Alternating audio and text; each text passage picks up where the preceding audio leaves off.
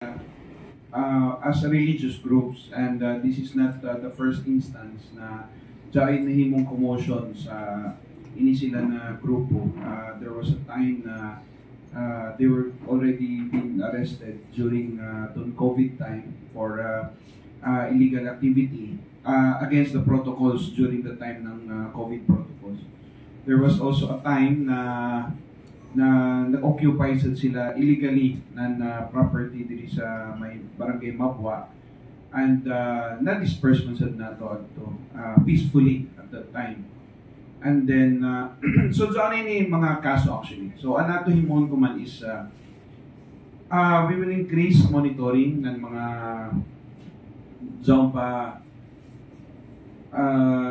fanatic activities na sometimes mulapas na gani beyond sa jaon idealism, which is sometimes one good because of supposedly religious activities. Maka-attract mga zud ng followers, especially sa people na who would really antuzo or is for worship. But then again, same sa statement ng ato nato victim, through sa jaon na religious or charismatic na mga meetings, usahay mo lapas na.